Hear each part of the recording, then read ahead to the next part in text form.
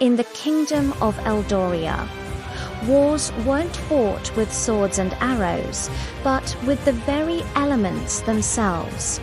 Earth, wind and water could be bent to a warrior's will, but there was one element so terrifying, so destructive, it was struck from all records: the flame.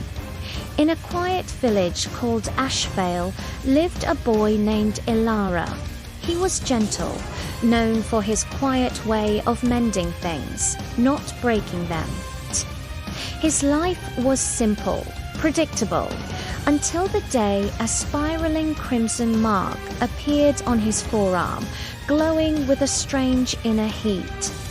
It was the flame mark, a curse from a forgotten age. He wrapped his arm in cloth, his heart racing with a secret he couldn't possibly understand. But some secrets, like fire, refuse to stay hidden. One evening, as the sun set, the horrifying sound of war drums echoed through the valley. The ruthless warlord Kale and his shadow army swarmed Ashvale like a plague. Black steel and faceless helmets descended on the village, their only goal total destruction.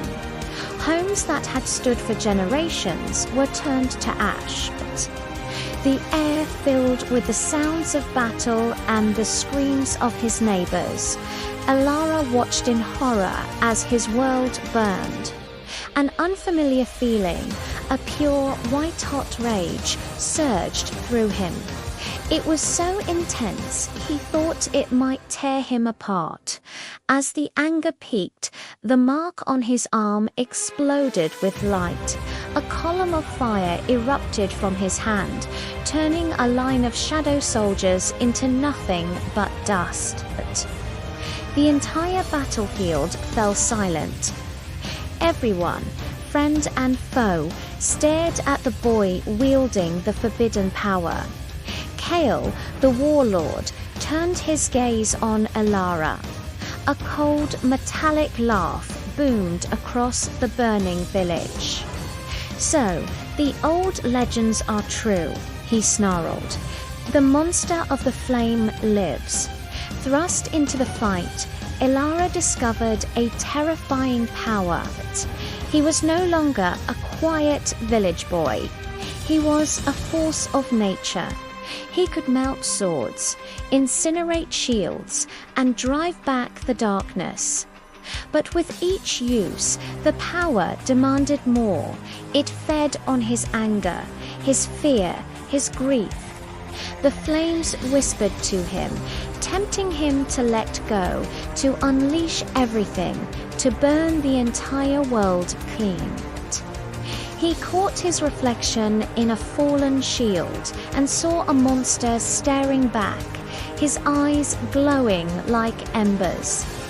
The line between protecting his home and just destroying everything was starting to blur. The final battle took place in the village square, under a sky stained red by smoke and sunset. Alara faced Kale, surrounded by a ring of fire. "Unleash it, boy," Kale taunted. "Show me the power that raised empires. Become what you were meant to be." Sparks flew as Elara's fire clashed with Kale's enchanted blade. The ground cracked beneath them. The whispers of the flame became a roar in Ilara's mind, promising him victory, promising vengeance, if he would just give in completely. He could feel his humanity slipping away. But then he looked past Kale and saw the faces of the captured villagers, their eyes filled with both hope and terror. He saw the ruins of his home where laughter once echoed. He knew he had to save them, not as a monster, but as a protector. With a final agonizing roar, Ilara made his choice. He didn't unleash a firestorm. Instead, he drew the fire inward, concentrating all its immense power not into a wild inferno, but into a single white-hot point of pure energy. It was an act of supreme control, a battle against himself. He lunged forward, his flaming fist meeting Kale's chest. There was no huge explosion, just a blinding flash of white light. When it faded, Kale stood motionless for a moment before crumbling into a pile of ash and blackened armor. Silence fell. The flame mark on Elaraz's arm faded to a faint scar. He stood there, exhausted and heartbroken, but he was still himself. He had faced the fire within and had not been consumed. The battle for Ashvale was over, but for the boy who had to decide what kind of hero he would become, a new journey was just beginning.